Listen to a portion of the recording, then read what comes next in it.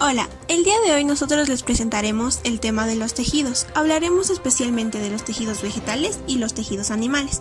Empecemos. Los tejidos vegetales se clasifican en simples y complejos. Yo les voy a hablar sobre los tejidos simples. Estos son formados por un solo tipo de células y son fundamentales para las plantas. Sus funciones principales son crecimiento, desarrollo, el almacenamiento de sustancias, la fotosíntesis y soporte de la tabla. Este tejido se divide en tres clases, las cuales son embrionario, parenquimático y de sostén. El embrionario, también llamado meristemo, es el encargado del crecimiento de las plantas tanto en longitud como en grosor. Se divide en dos, primarios y secundarios. Los meristemos primarios son los responsables del crecimiento de la longitud de la planta. Los meristemos secundarios son los responsables del crecimiento en grosor de la planta. Parenquimático. Este sirve de relleno y unión entre unos tejidos y otros. Representa la mayor parte del crecimiento primario de las raíces, los tallos, las hojas y las flores. Está formado por células que pueden contener cloroplastos para la fotosíntesis. El tejido de sostén está formado por células vivas que pueden contener cloroplastos para la fotosíntesis. Tiene dos clases: corenquima, que es un tejido fuerte, flexible y puede cambiar de forma sin romperse. Es el encargado del sostén de hojas y tallos en crecimiento. Rara vez se lo ve en las raíces. El parenquima es un tejido elástico. Se puede deformar mediante presión o tensión y retomar su forma original cuando la fuerza desaparece. Continuamos con los tejidos complejos.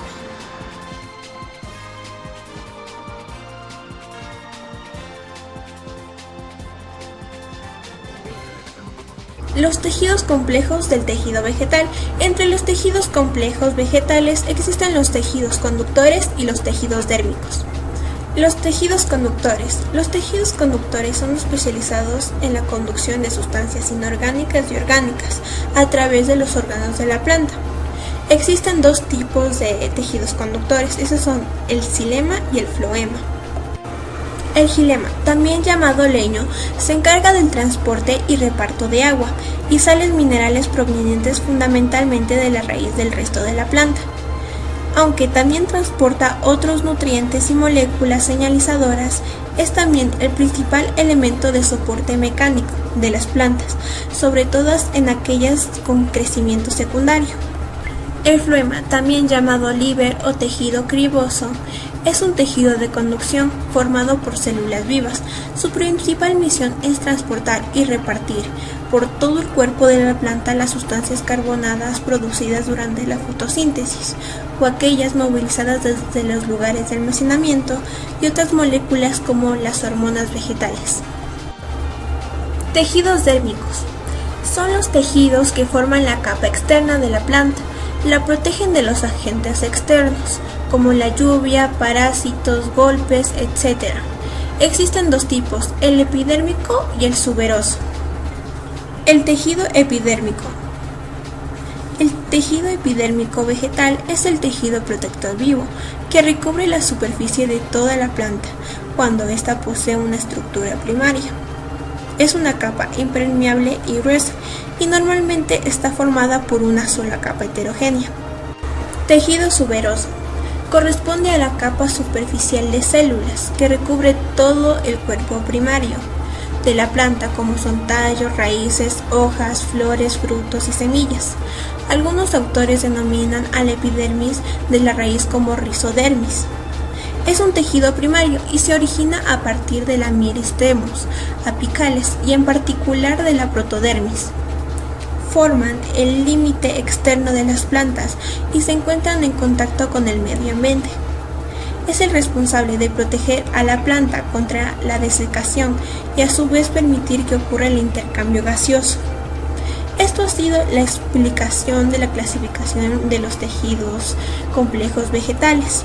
A continuación empezaremos con la clasificación de los tejidos animales, como serían el tejido epitelial, conectivo, nervioso, sanguíneo, adiposo, óseo y muscular. Empecemos por el tejido óseo.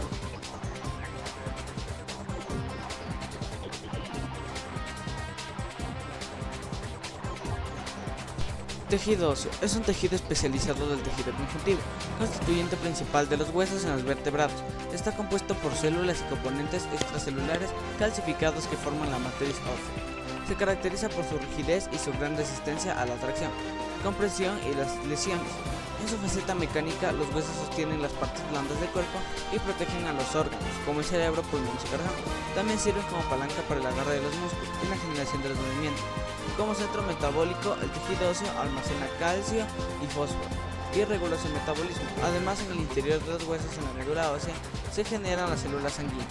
El tejido epitelio es un conjunto de células de un organismo que tienen la misma función y diferenciación morfológica y que constituyen de la estructura fundamental de los diferentes órganos. Tiene la función de proteger las superficies internas o externas de los organismos o estructuras derivadas de superficies embrionarias. Además, se carecen de vasos sanguíneos, linfáticos y de fibras nerviosas, siendo su origen embriológico a partir de cualquiera de las 3 hojas embrionarias. Entre sus funciones principales se destaca la protección y la secreción, además de funciones sensitivas, termorreguladoras, digestivas y absorción.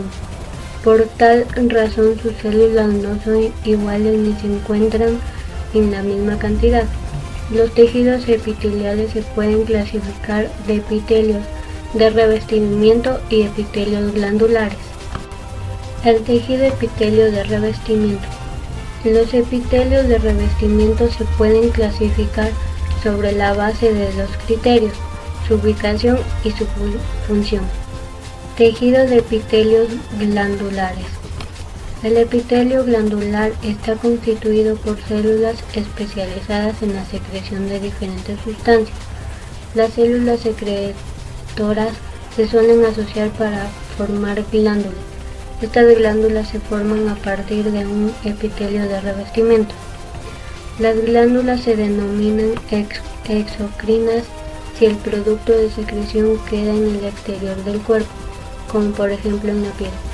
Se denominan endocrinas cuando el producto queda en el interior del cuerpo, como en el torrente sanguíneo o el espacio intercelular. Tejido nervioso. El tejido nervioso es uno de los 4 tejidos básicos del organismo. Está vinculado por 2 tipos de elementos celulares, que representan el elemento central de las estructuras y órganos que forman el sistema nervioso. Está constituido por células que han alcanzado en un alto grado de diferenciación estructural y está especializado en el mecanismo de regulación orgánica. También está formado esencialmente por 2 tipos de elementos celulares, como las neuronas y las neuroglicas. Las neuronas o células nerviosas constituyen la unidad estructural y funcional de este tejido. Tienen una forma ramificada y están compuestos por un cuerpo y prolongaciones neurocelulares, mientras que las neurálgicas comprenden varias células gliales que también tienen forma ramificada y realizan diversas funciones, entre las que se destacan la de sostén de este tejido. El tejido sanguíneo. El concepto de un tejido sanguíneo refiere a aquel que está compuesto por una matriz líquida y por distintas clases de células. Por lo general, el tejido sanguíneo es calificado como un tejido conectivo especializado, que es la denominación de aquellos tejidos que permiten la integración de diferentes sistemas orgánicos y que facilitan su sostén. Para algunos expertos, en cambio, el tejido sanguíneo es uno de los tejidos primordiales. Este contiene las plaquetas, los glóbulos rojos y los glóbulos blancos. Las plaquetas. Las plaquetas son fragmentos de células muy grandes de la médula ósea, que llaman megacariocitos. Ayudan a producir coágulos sanguíneos para hacer más lento el sangrado o frenarlo, y para facilitar la cicatrización de las heridas. Los glóbulos rojos, o también conocidos como eritrocitos, no tienen orgánulos ni núcleo, y gran parte de su citoplasma está formado por ciertas enzimas y por una proteína llamada hemoglobina, la cual se encarga de transportar el oxígeno. Los glóbulos blancos, también conocidos con el nombre leucocitos, se trata de células capaces de migrar que usan la sangre para poder acceder a diversas regiones del cuerpo. Entre las funciones principales de los glóbulos blancos se encuentran la destrucción de los microorganismos patógenos y de las células a las que infectan, y la segregación de sustancias tales como los anticuerpos, que se encargan de combatir las infecciones. Tejido muscular es el responsable del movimiento de los animales. Está formado por células llamadas miocitos o fibras musculares, cuya característica principal es que pueden contraerse. El tejido muscular se divide en tres tipos: esquelético, cardíaco y liso. Esquelético. Se los conoce también como voluntario, debido a que es capaz de producir tales movimientos, puesto que está conectado con fibras del sistema nervioso central. Cardíaco. Las células que lo conforman son más cortas que las del tejido esquelético, son ramificadas y también son estriadas. Su misión es el bombeo de sangre por parte del corazón mediante la contracción de las paredes de este. El liso. Las células que lo conforman tienen forma de elipse alargada y no poseen bandas transversales. A este se le conoce como involuntario, porque se encuentra en las estructuras corporales que no tienen ningún movimiento, como por ejemplo el aparato digestivo o también los vasos sanguíneos. El tejido conectivo. El tejido conjuntivo o conectivo es conocido también como el tejido de sostén, porque soporta y relaciona a otros tejidos, estructuras y órganos. Es el esqueleto del organismo. La mayor cantidad del tejido conjuntivo deriva del mesodermo. De esta hoja blastodérmica se originan las células de la mesénquima o mesenquimomatosas, que se diferencian para constituir los componentes celulares del tejido conjuntivo: laxo, denso, cartilaginoso, adiposo, óseo, y las células de la sangre, hematopoyéticas, sanguíneas y linfáticas, y el tejido muscular. Para terminar esta explicación de las clasificaciones de los tejidos musculares está el tejido adiposo.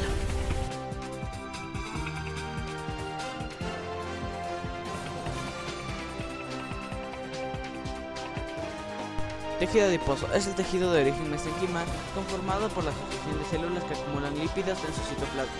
Además de servir como almacén de energía, también sirve para aislar el cuerpo y proteger los órganos, así como para producir hormonas importantes en la regulación del apetito. Hay dos tipos, el blanco y el marrón.